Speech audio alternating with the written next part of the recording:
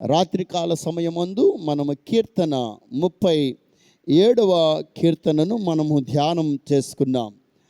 ఆ కీర్తన భాగములో నుంచి ఒక ప్రాముఖ్యమైన మాటను మనం ఈరోజు ధ్యానం చేయడానికి మన హృదయాలను సిద్ధం చేసుకుందాం. అది ధ్యానం చేసే ముందు ఒక సన్నివేశాన్ని కొత్త నిబంధనలో మరియు పాత నిబంధనలో కూడా మనము చూడడానికి ఇష్టపడదాం. ఆ సన్నివేశాలను, దానిలో ఉన్న అర్థాలను తెలుసుకొని ఈ కీర్తనలో ఉన్న భావాన్ని మనం వెలికి తీసుకొని మనము ఆ రకంగా జీవించడానికి మనం ఇష్టపడదాం.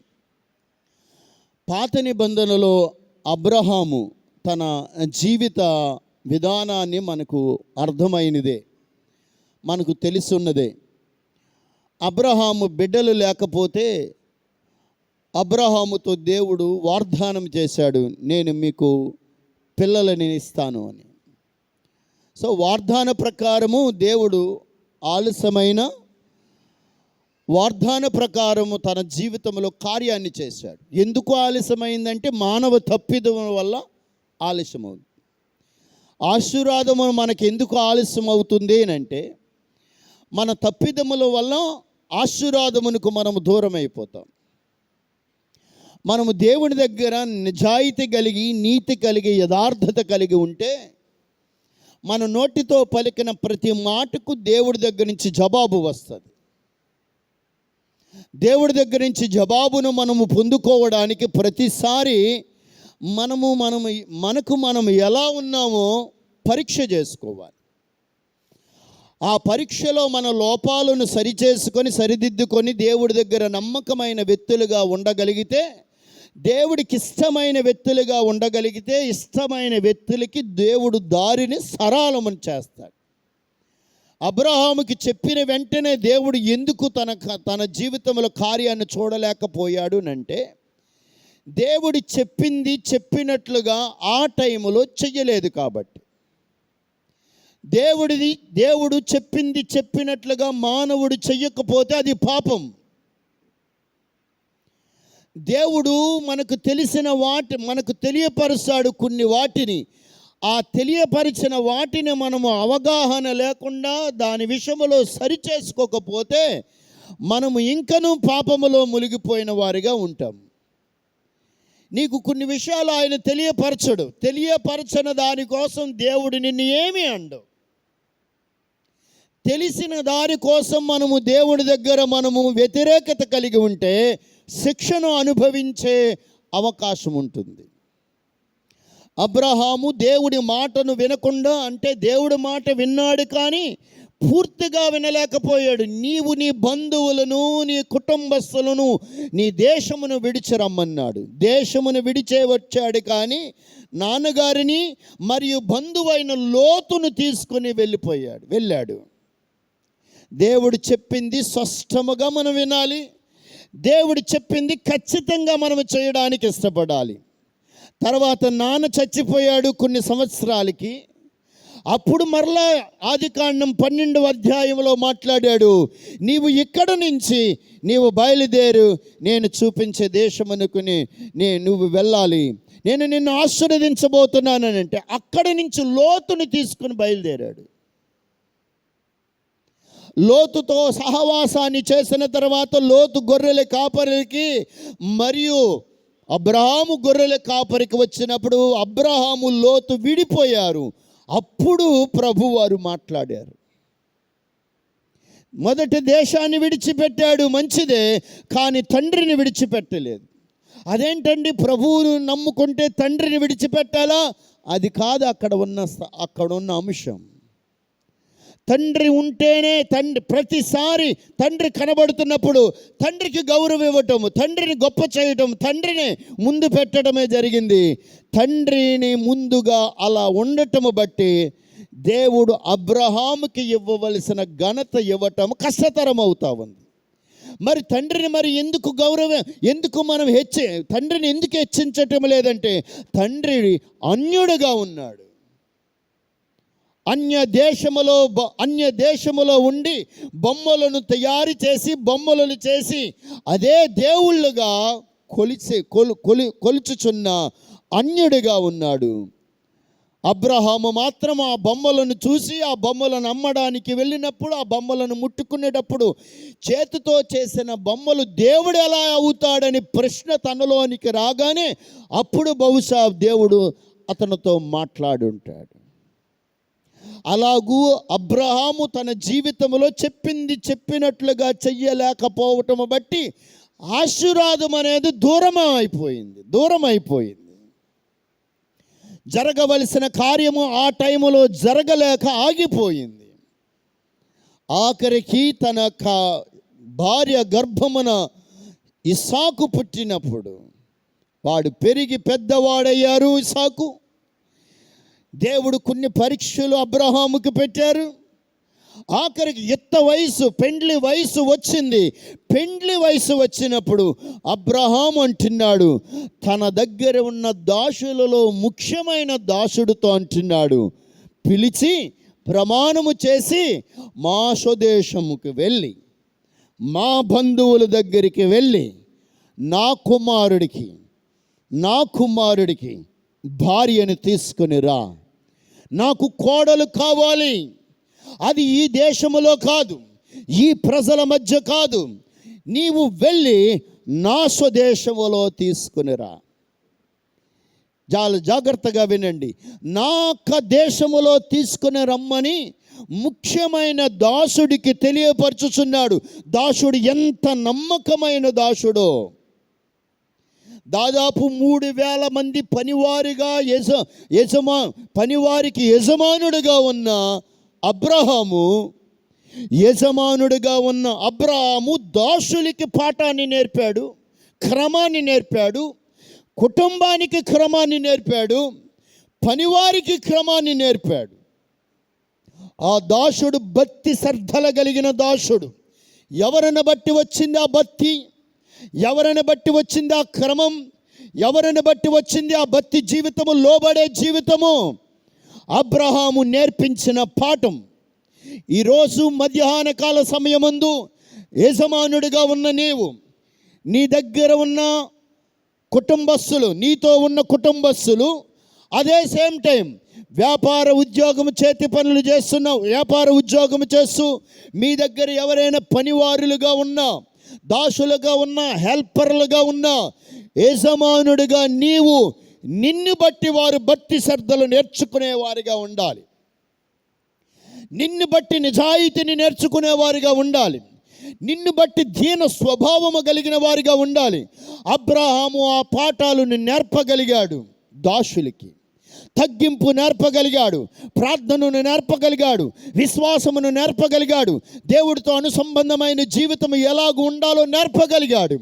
ఈరోజు ఇంటి యజమానుడిగా నీకు పుట్టిన 2 బిడ్డలు, నీకు కలిగిన ఆ బిడ్డల విషయంలో కానీ, నీ భార్య విషయంలో, భర్త విషయంలో కానీ, కుటుంబంలో యజమానుడిగా, యజమానురాలుగా ఒక మాదిరి కలిగి ఉంటున్నామా మనం? అబ్రహాము మాదిరి కలిగి ఉన్నాడు.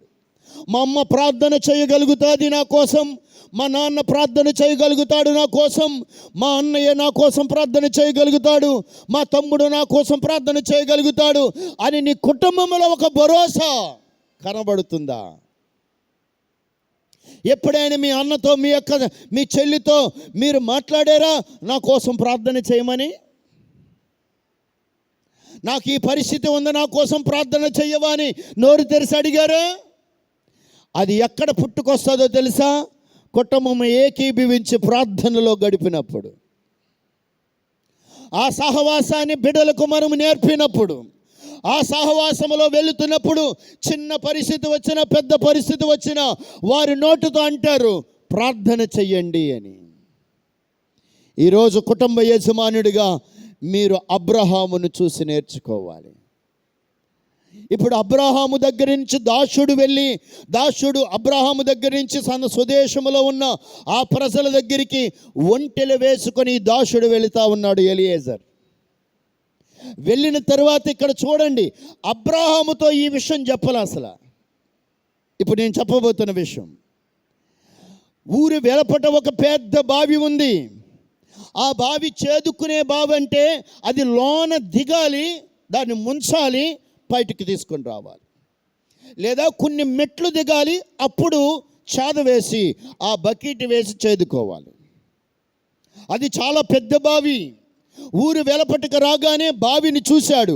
అప్పుడు ఎలియాజరు అనుకుంటున్నాడు, నేను ఈ స్థలము దగ్గరికి వచ్చాను, ఎవరైతే నేను దాహం అడిగితే ఆ దాహమును తీరుస్తారో, నా వెనక ఉన్న ఈ ఒంటెల దాహమును కూడా తీరుస్తారో ఆమె నా యజమానుడి కుమారుడికి భార్యగా నేను గుర్తించుతాను. ఈ గురితే దేవుడు నెరవేర్చాలి, ఈ ఆనమాలే నా జీవితంలో నెరవేర్చబడాలి అని దేవుడి దగ్గర తన కార్యమును సఫలము చెయ్యబడడానికి, దేవుడి దగ్గర తన కార్యమును నెరవేర్చబడడానికి విశ్వాసము కలిగిన వ్యక్తిగా అడుగులు ముందుకు వేసి నిలబడ్డాడు. ఆ బావి దగ్గరికి ఏ వ్యక్తి అంతకుముందు రాలేదు, అక్కడ నిలిచి ఉండలేదు. శూన్యముగా ఉంది అక్కడంతా, అంటే మనుషులు లేని ప్రదేశముగా ఉంది. ఆ సమయమందు ఆ బావి దగ్గరికి ఎవరు రాలా. కానీ ఎలియాజరు అనుకుంటున్నాడు, ఈ రాత్రి మనం చదివాము కదా కీర్తన 37లో, నేను నీ యందు నమ్మిక ఉంచాను, నా విషయంలో నా ప్రభువారు కార్యమును ఏం చేస్తాడు, ఆయన సఫలమును చేయగలుగుతాడు, నెరవేర్చగలుగుతాడు. ఎలియాజరు నిలబడి నా కార్యమును సఫలము చేయబడడానికి నాకు ఒక సూచన, నేను ఒక సూచనను చూడాలి. ఆ సూచన ఏమిటి? ఒక స్త్రీ రావాలి, ఆ స్త్రీ నీళ్లు చేదుకోవాలి, ఆ స్త్రీ నీళ్లు చేదుకునేటప్పుడు నేను నీళ్ళు అడగాలి, నా దాహము తీర్చాలి. నా దాహము ఒక్కటే కాదు, ఈ ఒంటెల దాహమును కూడా తీర్చాలి. మనిషి ఎంత తాగుతాడు నీళ్ళు? మనిషి నీళ్ళు ఎంత తాగుతారు వన్ టైంలో? ఒక గ్లాసుడు లేదా 2 గ్లాసులు. ఒంటెని మీరు చనిపోయిన తర్వాత కానీ లేదా బతుకునేటప్పుడు కానీ దాన్ని పొట్టకొస్తే 2 డ్రమ్ములు నీళ్ళు ఉంటాయి. ఎన్ని డ్రమ్ములు? 2 డ్రమ్ములు నీళ్ళు ఉంటాయి.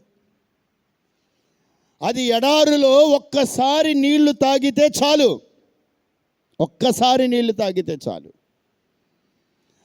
చాలా రోజులకి నీళ్లు లేకుండా ఉంటాయి. సో ఎడారిలో ఒంటెలకి నీళ్లు పెట్టడం అంటే ఎంత చేదాలి,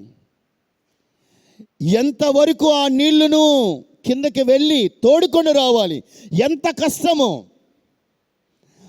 నా యజమానుడైన కుమారుడికి భార్యగా ఉండడానికి ఈ సూచన నా జీవితంలో నెరవేర్చబడగలిగితే అప్పుడు నేను వారి ఇంటికి వెళతాను, ఆమె నాకు దారి చూపిస్తుందని విశ్వాసముతో ప్రభువు మీద ఆధారపడి కార్యమును సఫలము చేయబడడానికి అడుగు ముందుకు వేయడానికి ఇష్టపడ్డాడు.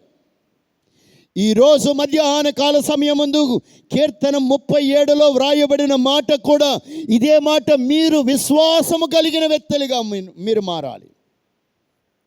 ప్రభు యందు ఎవరైతే నమ్మకము కలిగి ఉండి ఇది నా జీవితంలో జరగాలి, ఇది నా జీవితంలో నెరవేర్చబడాలి, నెరవేర్చబడుతుందని నేను నమ్మకము కలిగి ఉన్నానని మీరు ఆ విశ్వాసపు పునాదులు ప్రతిరోజు మీరు ప్రభు దగ్గర మీరు వేసుకోగలిగితే ఆ విశ్వాసపు పునాదుల వలన దేవుడు మీ జీవితంలో కార్యమును సఫలము చేయడానికి ఆయన సిద్ధముగా ఉన్నాడు. స్తోత్రం చెప్పండి. హల్లెలూయా. మన జీవితంలో ఆ కార్యమును నెరవేర్చబడాలనంటే మనము మన మార్గములో ఎవరికి అప్పగించాలి? దేవుడికి అప్పగించాలి. ఇక్కడ వినండి, అబ్రహాము యజమానుడు దాసుని పంపించాడు. మార్గమును ఎలాగూ సిద్ధం చేసుకుంటున్నాడు ఎలియాజరు? విశ్వాసము ద్వారా సిద్ధం చేసుకుంటా ఉన్నాడు. అంటే తన మార్గమును ఎవరికి అప్పగించుచున్నాడు? దేవుడికి అప్పగించాడు. అబ్రహాముతో అడగల, నేను ఎవరిని వెతకనయ్యా, ఎక్కడ వెతకనయ్యా, ఎలాంటి క్వశ్చన్లు వేయలా. లోబడే మనసు కలిగిన వారికి క్వశ్చన్లు వేయరు, ప్రభువుతో మాట్లాడగలుగుతారు, లేదంటే ప్రభు దగ్గర మార్గమేమిటో తెలుసుకోగలుగుతారు. ఈరోజు మధ్యాహ్న కాల సమయమందు ప్రభు మీ అందరితో మాట్లాడుచున్న మాట ఏమిటో తెలుసా? మీ జీవితంలో ఒక కార్యమును సఫలము చెయ్యబడాలనంటే మీరు వేకువన లేవండి, మీరు ఉదయాన్నే లేవండి. మీకు కార్యం మాకు సఫలం అవ్వక్కరలా అది అయినప్పుడే అవుతుందని అంటే మీరు ఉదయాన్నే ప్రార్థన చేయక్కర్లా దానికోసం. అసలు నా జీవితంలో కార్యము సఫలం అవ్వాలి, నా ఉద్యోగంలో కార్యమును సఫలం అవ్వాలి, నా చదువుల కార్యము సఫలం అవ్వాలి, ఈ సంవత్సరంలో ఉన్న ఈ రోజుల్లో ఇలాగ ఉన్నట్లుగా నేను రేపు ఉండకూడదు, నా స్థితి మారాలి, నేను ప్రతి నెల నా స్థితి మారాలి, ప్రతి సంవత్సరం నా స్థితి మారాలని ఆశ కలిగిన నీవు, నీ కుటుంబ పరిస్థితులు మారాలనుకున్న నీవు తప్పక మీరు ఉదయాన్నే లేవడానికి ఇష్టపడండి. లేచి ఏం చేయాలి? లేచిన వెంటనే మీరు చేయవలసిన పని ఇదే చెయ్యండి. ప్రభువా, నీ మార్గమును నాకు తెలియ. పొద్దున లేచి ఉదయాన్నే లేచి ప్రభు సన్నిధిలో మనము ప్రార్థన చేయవలసిన ప్రార్థన, నా మార్గములు నీకు అప్పగించుచున్నాను ప్రభువా అని మన మార్గమును ప్రభువుకి అప్పగించాలి. ఏ మార్గము? నీవు ఏది ఉదయాన్నే నీవు చేయాలనుకుంటున్నావు, ఎక్కడికి వెళ్ళాలనుకుంటున్నావు, ఏది పొందుకోవాలనుకుంటున్నాం, ఏది కావాలనుకుంటున్నాం, ఏది మీ జీవితంలో జరగాలని ఆశపడుచున్నారో చిన్నది కూడా వదలకుండా ప్రభు దగ్గర చెప్పే అలవాటు కలిగిన వారి జీవితంలో ఆ రోజు మొదలుకొని మరలా నీవు ఉదయం వరకు కూడా నీకు చెయ్యవలసిన ప్రతి పనులు, నువ్వు వెళ్ళవలసిన ప్రతి మార్గాన్ని ప్రభువారు సరళమును చేయబోతా ఉన్నాడు. ఆయన స్తోత్రం చెప్పండి. హల్లెలూయా. నేను మాట చెప్పనా, దేవుడితో మాట్లాడకుండా పొద్దున నీవు ఏ పని చేసినా ఆ పనిలో నిష్ప్రయోజనకరంగా ఉంటుంది. నువ్వు ఎంత బిజీ షెడ్యూల్ అయి ఉండొచ్చు,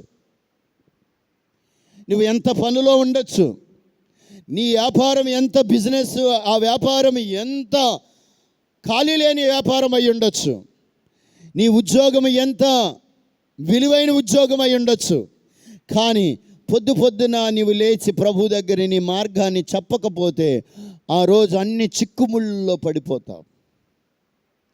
దేవుని మార్గమును దేవుడి దగ్గరికి వెళ్ళి, ఎలియాజరు, నా మార్గముని నీకు అప్పగించుచున్నానయ్యా, నా మార్గమును నీకు అప్పగించుచున్నాను కనుక ఆ మార్గమును సఫలం అవ్వాలని నేను ఆశపడుచున్నాను, మీరు సఫలము చేసే దేవుడు అని నేను నమ్ముచున్నానని ఎలియాజరు నమ్మకము కలిగి ఉన్నాడు. తన యజమానుడి కోసం, యజమానుడు కుమారుడి కోసం ఈ ప్రయాస. ఎంత స్వార్థము లేని ఆ ప్రార్థన చేస్తున్నాడు చూడండి. తన కోసం కాదు, తన యజమానుడి కోసం ప్రయాస పడుతూ ఉన్నాడు.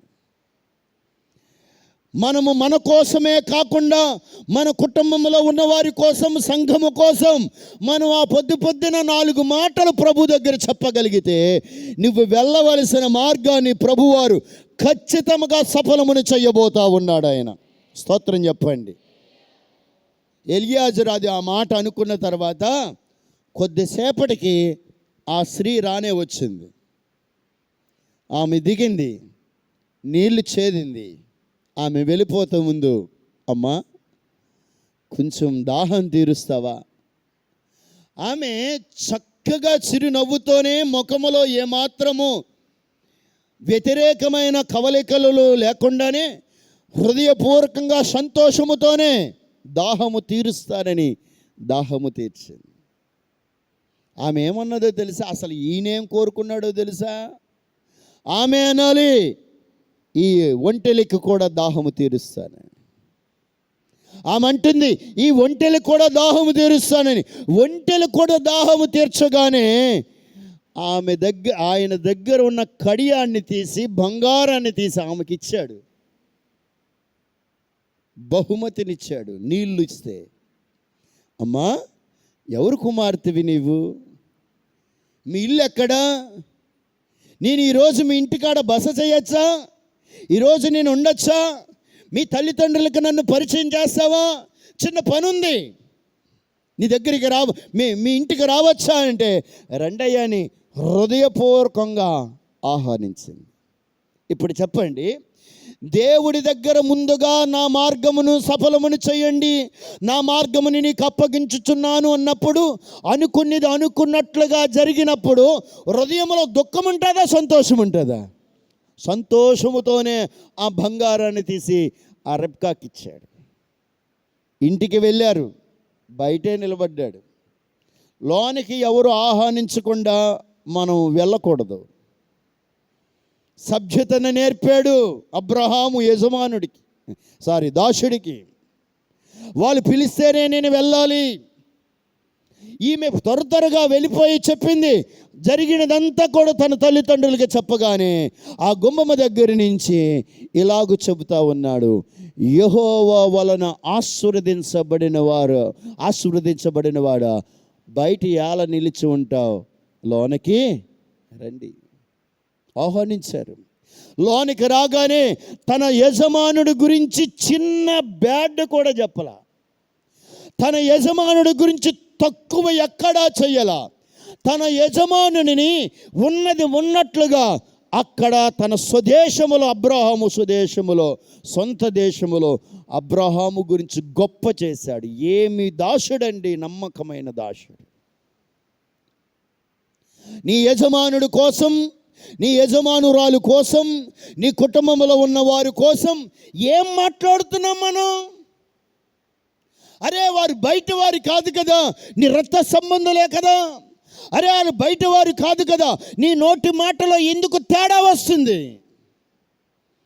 దేవుడి మార్గములో నడవలేకపోవటము బట్టి మనుషుల మార్గమును ఎంచుకుంటే నీ మాట తేడాగా మాట్లాడగలుగుతావు.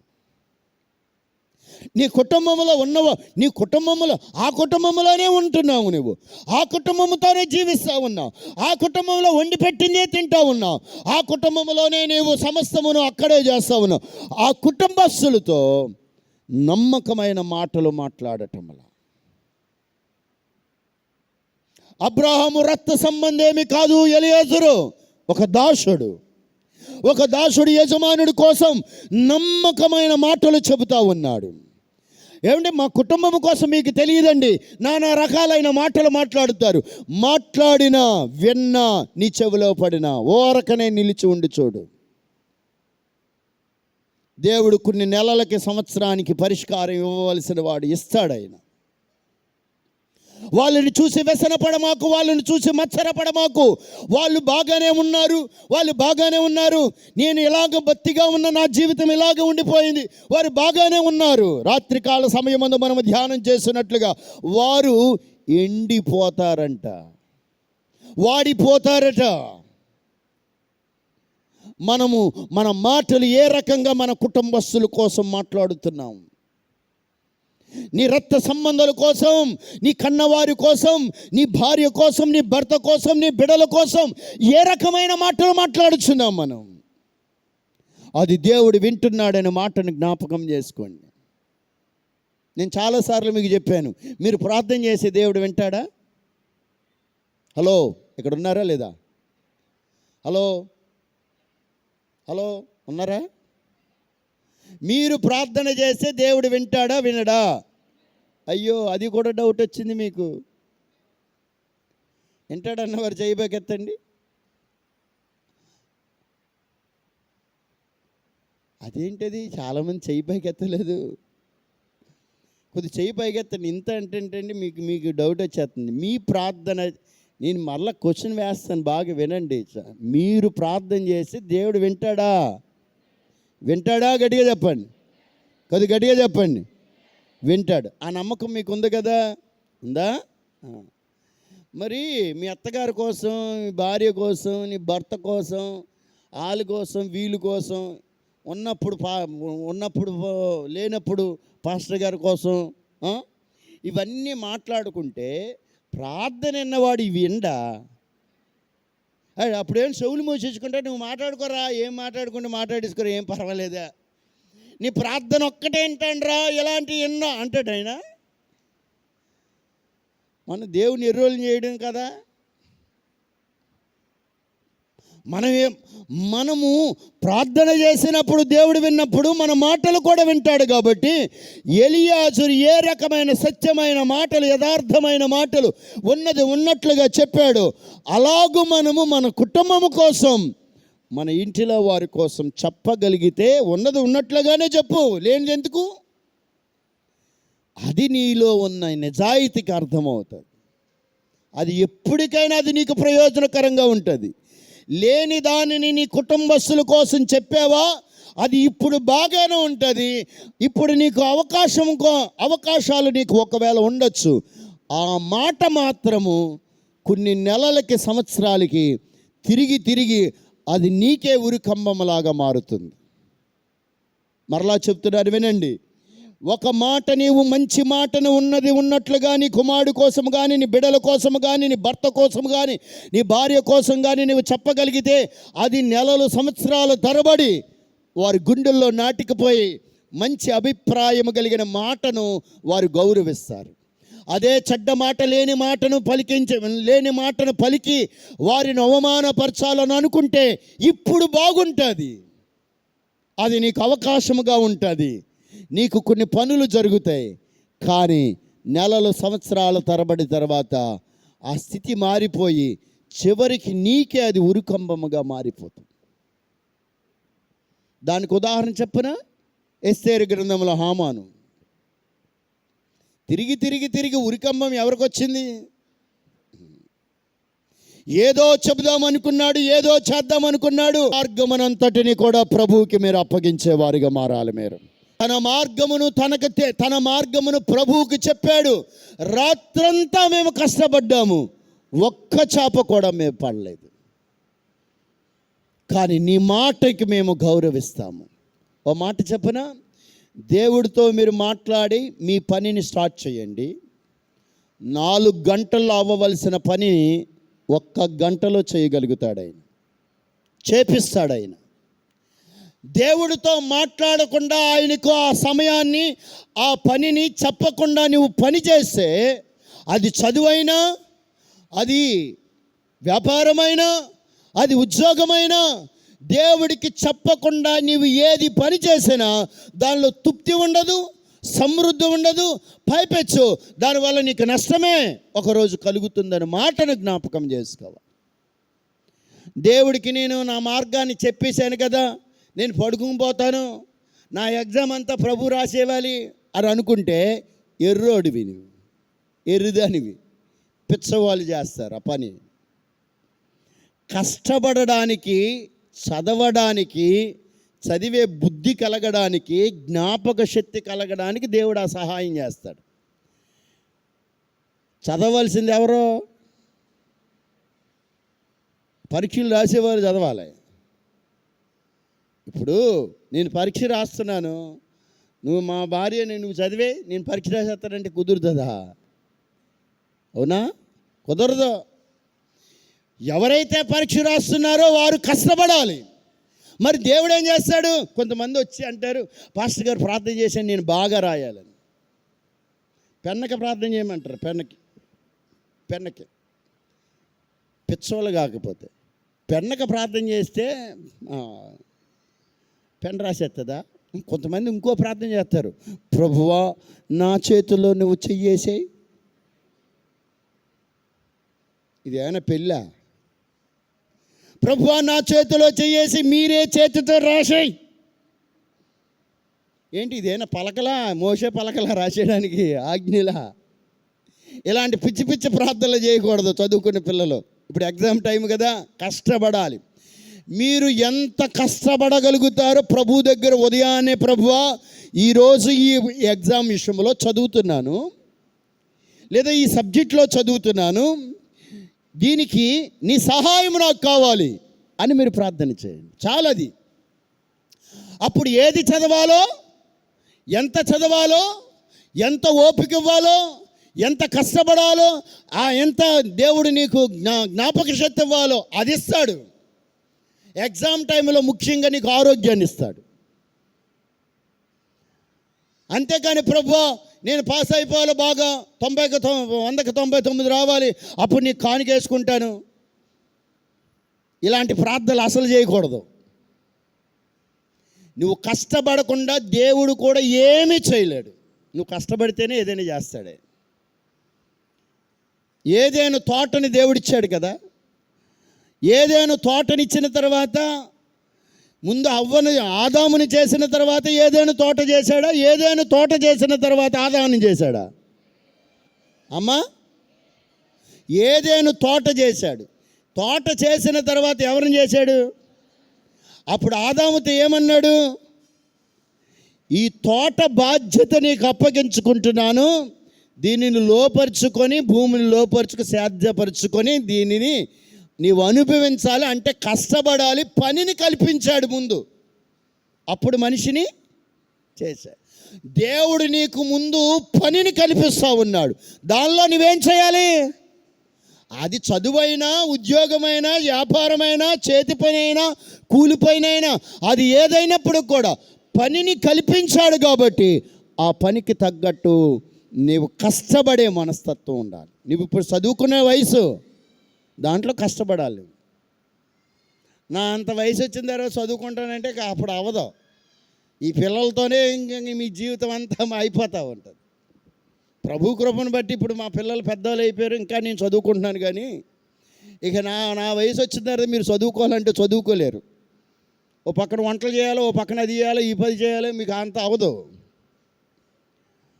చదువుకున్న సమయంలోనే కష్టపడడానికి మీరు ఇష్టపడగలిగితే రానున్న రోజుల్లో నా ప్రభువారు మీకు ఇవ్వవలసిన ప్రతి ఆశీర్వాదములను ఆయన మార్గమును సరళమును చేసి దేవుడు మీకు ఇవ్వబోతా ఉన్నాడు. స్తోత్రం చెప్పండి.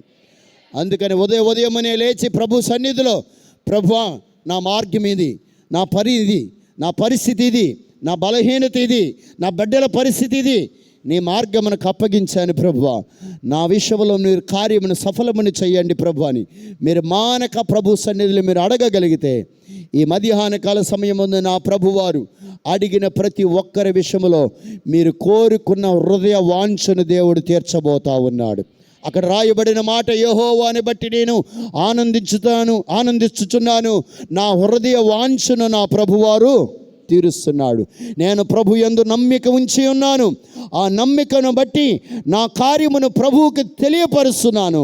నా కార్యమును, నా నమ్మికను బట్టి కార్యమును దేవుడు సఫలమును చేయబోతున్నాడని కీర్తనాకారుడు అన్నట్లుగా మనము కూడా కార్యమును సఫలము చేయబడడానికి విశ్వాసము కలిగి ఉండి ప్రభు దగ్గర పొద్దునే మీ విషయాలను ప్రభువుకి చెప్పి ఆయన దగ్గర మీరు సలహాలను, ఆయన దగ్గర మీరు ఆయన కార్యమును సఫలము చేయబడడానికి ద్వారాలను తెరవబడేటట్లుగా అటువంటి ప్రార్థనా జీవితము మనకందరికీ నా ప్రభువారు కలుగు చేసి నడిపించునుగాక. ఇంకో మాట చెప్పనా, దేవుడితో మాట్లాడకుండా ఆ రోజు నువ్వు ఎవరితో మాట్లాడకూడదు. దేవుడితో మాట్లాడకుండా ఎవరితో మాట్లాడినా ఆ రోజు నీకు క్షామకరంగా ఉండదు. ప్రభువుతోనే మాట్లాడే అనుభవంలోనికి ప్రతి ఒక్కరము వద్దాం. ఒక తీర్మానం చేసుకోండి, ప్రభువా నేను ఉదయాన్నే నీ సన్నిధిలోనికి వచ్చి నా స్థితిని చెబుతాను. అది ఎంత సమయమైనా ప్రభు దగ్గర నేను చెబుతానని మీరు ఒక తీర్మానం కలిగి ఆయన పాదాల దగ్గర పట్టుకోవడానికి ఇష్టపడండి.